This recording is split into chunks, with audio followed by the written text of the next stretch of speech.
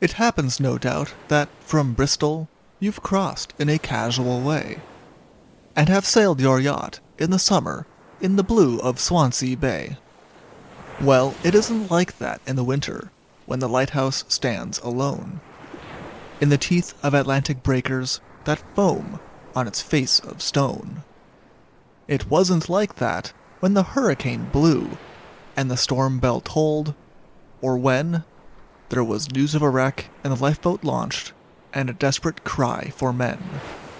From The Women of Mumbles Head by Clement Scott. The women that inspired the pen of Clement Scott to such an extent that he would immortalize them in verse were two sisters, Jessie and Margaret, the daughters of the lighthouse keeper of the Mumbles Lighthouse. As suggested by Clement Scott, the Mumbles Lighthouse was not a stranger to fierce Atlantic winter storms, but something unusually fierce was brewing in late January 1883.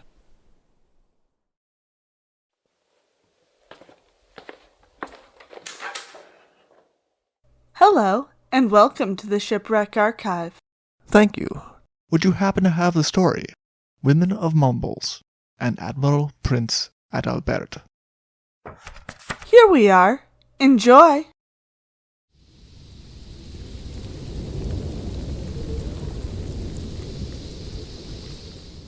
The Admiral Prinz Adalbert, a German bark that was sailing from Rochefort to Swansea with a cargo of pitwood, began her voyage up the Bristol Channel on Friday the 26th of January in worsening conditions. On board, she had Captain Ludwig Leibner and 16 crew members, all fighting to keep their ship on course in the growing gale.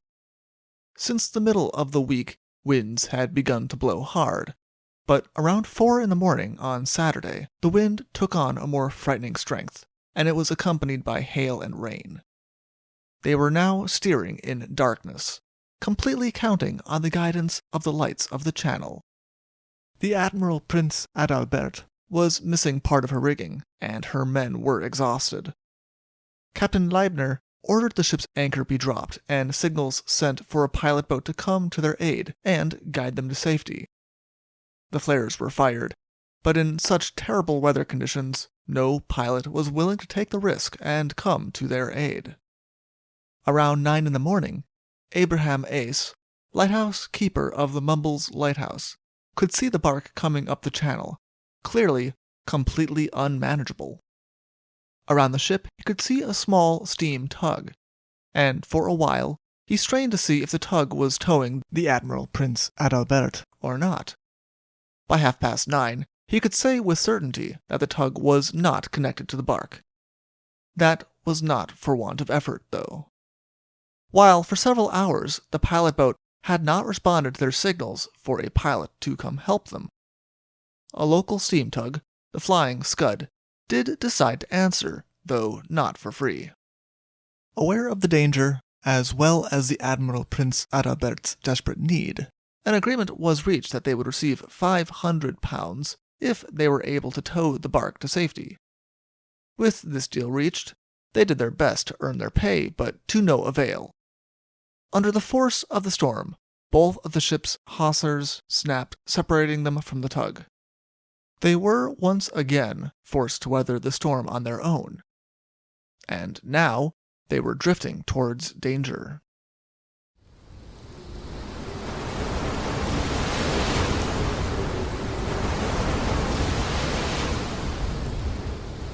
In his lighthouse, Abraham Ace could only watch the ship head towards the known danger of the Mixen sandbank, and he was certain that the Admiral Prinz Adalbert was going to strike. On board the ship, Captain Leibner was also aware of the danger, and he ordered the anchors be dropped and the ship's topsails used to try to back the ship.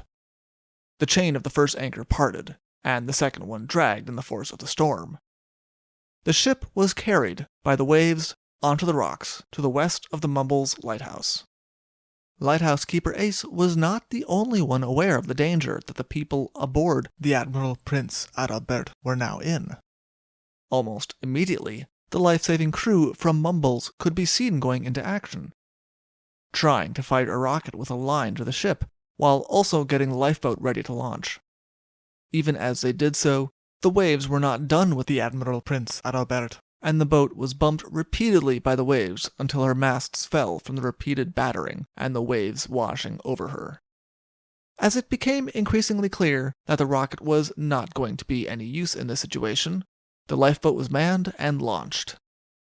The lifeboat at Mumbles had a long and illustrious career by 1883. It had been presented to the Royal National Lifeboat Institution by the town of Wolverhampton in 1866, and had been named the Wolverhampton in the honor of the gift-givers. By the time it went out to aid the Admiral Prinz Adalbert, it had saved 76 lives from various shipwrecks in its service. At Mumbles, people all over town were running to tell the crew of the boat the news of the wreck even as they were readying the lifeboat already. Much of the town was concerned about what was going to happen to anyone trapped on the rocks in such a storm. Indeed, many of the people came to report the wreck before the Admiral Prinz Adalbert had even struck. Everyone knew what was coming. In the lighthouse Keeper Ace ordered that everything should be made ready to save lives. The lifeboat had a crew of 13 in total, many of them related. The coxswain in charge of the lifeboat was Jenkins, and with him came his 4 sons, one of whom acted as second coxswain, his nephew, and his son-in-law, all acting as part of the crew. The lifeboat at Mumbles was a family affair. The remainder of the crew were experienced oyster dredgers who could be expected to know how to handle the boat. As the lifeboat headed through the inner sound, they could see the bark right ahead of them. They went 20 or 30 yards to the windward of the ship and dropped their anchor. Nearby were 2 steam tugs.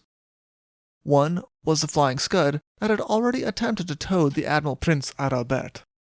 The other was a tug named the Flying Cloud. The lifeboatmen could not help but observe that the tugs did not show any willingness to help them with their rescue work.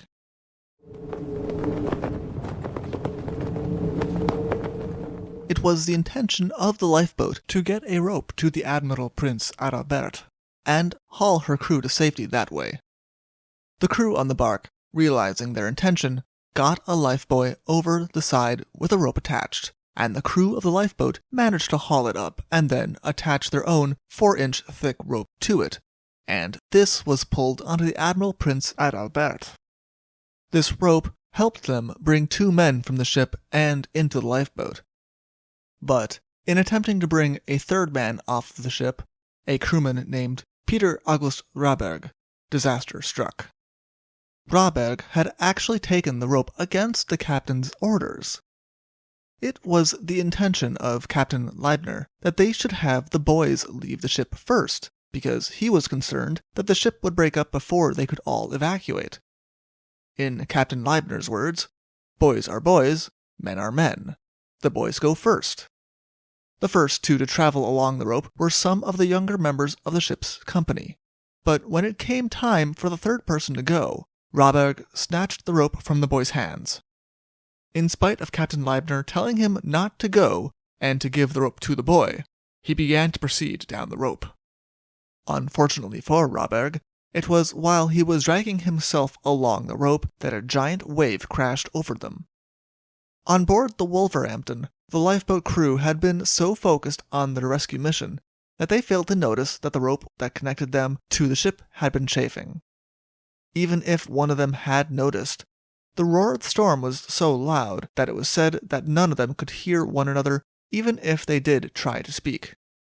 Under the crashing wave, the rope gave up and the lifeboat was immediately upset. Some of the men managed to remain in the boat, but a majority of the crew found themselves in the water. Coxswain Jenkins' nephew, John Williams, would later testify that he didn't even know what had happened. He was suddenly in the water, being carried by the giant wave. He was finally landed on the deck of the Admiral Prinz Adalbert, which until moments before had been at least 20 feet above him. It was a disorienting experience, but he had come away unscathed. Not everyone was so lucky. Raberg, between the boat and the ship never stood a chance. From the deck of the Admiral Prinz Adalbert, John Williams could see that some of the men from the lifeboat had managed to scramble back on board of her, only to be washed out again almost immediately afterwards. This included Coxswain Jenkins, John Jenkins, and the coxswain's son-in-law, William McNamara. William McNamara had been injured in the initial accident when the rope snapped, and the men on board of the lifeboat barely managed to pull him on board when they were washed out again. In the water and fighting for their lives again, the lifeboat no longer in their reach, Coxswain Jenkins could hear his son John shout to him that his head was cut open. The coxswain was injured as well, but he was still able to pull his son ashore. Unfortunately, it was too late. It was only after this that the Flying Scud, which had been the closest of the tugs to them, had finally decided to act and took the lifeboat in tow. The lifeboat was in rough condition after the accident. The port side of the boat and her bottom had been stove in by the rocks, and her starboard side was broken where she had struck against the Admiral Prinz Adalbert.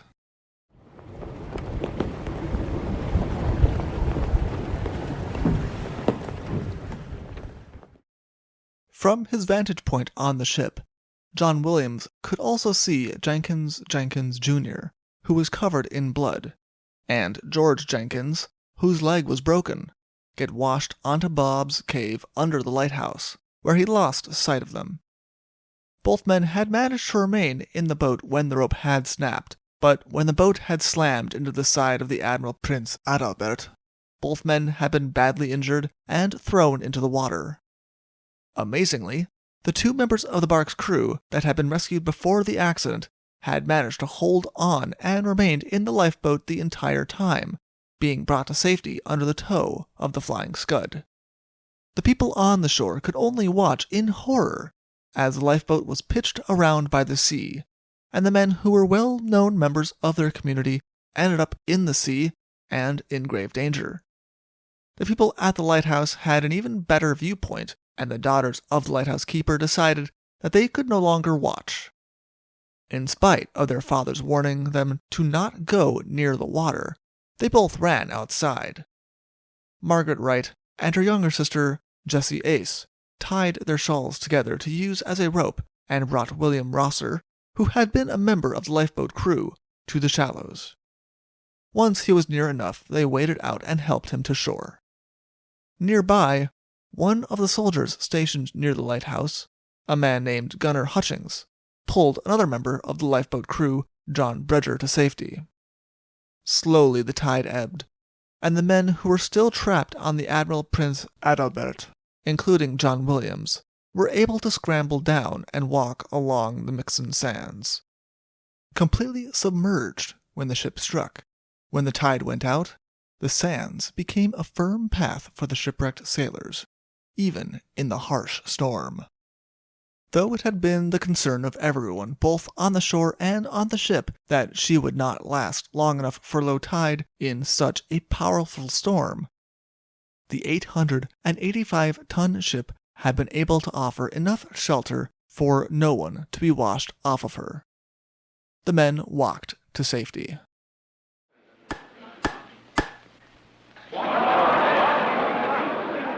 Coxswain Jenkins could be said to have borne the heaviest loss from the wreck. He lost two of his sons, John and William, as well as his son-in-law, William McNamara. In total, due to the wreck, Mumbles had 4 new widows and 19 children who had lost their fathers. The public outpouring of support was instant and generous, with a fund raised for the support of the families of the men who had not survived the lifeboat accident, as well as the men who had been injured in the attempt to save those who had been on board the Admiral Prinz Adalbert. A new lifeboat was also funded for Mumbles. This one was also named the Wolverhampton. As it was a German ship, the Emperor and Empress of Germany also sent gifts, both monetary and otherwise, for those who had been involved with the rescue. This included the daughters of Abraham Ace, though the Royal National Lifeboat Institute did not recognize their actions, while honoring Gunner Hutchings and the men of the lifeboat crew. There was a short media fervor for the two sisters, including postcards featuring their pictures, and a large illustrated piece in Punch magazine. Clement Scott was inspired to write a poem in their honor. In 2016, the two sisters were honored with a blue plaque by the Mumbles Pier, telling the story of their bravery in rushing towards the water in the middle of a fierce January storm. For the people of Mumbles, this was not the end, however. The inquest that was held for John and William Jenkins was thorough and did everything possible to find where the fault lay. It was fairly quickly determined that it did not lay with the men of the lifeboat, who had done everything they could and had risked their lives trying to save lives. More fault was found with the two steam tugs that had not acted. In every testimony, it was agreed that disaster could have been averted if the Flying Scud had passed a rope to the lifeboat or assisted in taking the men off of the wrecked Admiral Prinz Adalbert. Captain Leibner also added in some harsh words for the Flying Scud, asking £500 to tow them, even though he had been forced to agree to it due to the danger they were in. He was even less happy that the Flying Scud had not continued to attempt to tow them when the second hawser had broken, and instead abandoned them where they were certain to strike the rocks. Captain Rosser of the Flying Scud testified in his defense that he did not have a suitable tow rope on his boat to give to the Admiral Prinz Adalbert, which was why he had not passed it to them. He freely admitted quoting the price of £500 for the job. He gave a much weaker excuse for failing to help the lifeboat until it was too late. He stated that he had not passed them a rope after their rope had snapped because he was traveling away from the Admiral Prinz Adalbert, and that if he had passed them a rope, he would have towed them away from where they could save lives. The captain of the Flying Cloud did not testify. The jury censured both of the Flying Scud and the Flying Cloud, finding them partially responsible for the loss of life due to their inaction. The jury also absolved the soldiers who were stationed near the lighthouse of an equal level of apathy. Newspapers had begun to carry a story that said that the soldiers had watched indifferently as men struggled in the water, and stood by as the daughters of Abraham Ace jumped into action.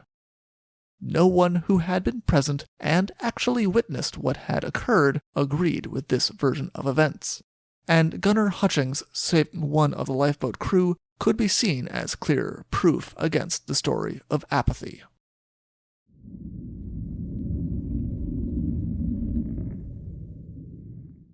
The same storm that wrecked the Admiral Prinz Adalbert claimed several other ships, as well as causing flooding that drowned livestock and caused houses to collapse. Within the same region as the Admiral Prinz Adalbert wrecking, two other ships met with even worse fates. On the same morning that the bark wrecked, the Agnes Jack, a steamer that had left Mumbles only the day before, struck Scipia Point. All lives on board were lost since no one was able to reach her, and it inspired the establishment of a lifeboat house in the area. A more direct result of the Mumbles lifeboat disaster was the tragic end of the ship, the Black Watch.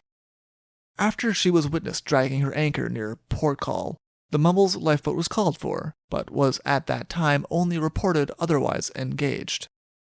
2 steam tugs were therefore dispatched, but by the time they reached the area, the Black Watch was nowhere to be found, presumed lost with all hands. There would be later storms, and even another Mumbles lifeboat disaster. But the storm of 1883 was a bitter reminder of the dangers of the Bristol Channel. For more information, please see the South Wales Daily News from the 31st of January, 1883, or see our other sources in the description below. Thank you for listening. Thank you for visiting the Shipwreck Archives. See you soon.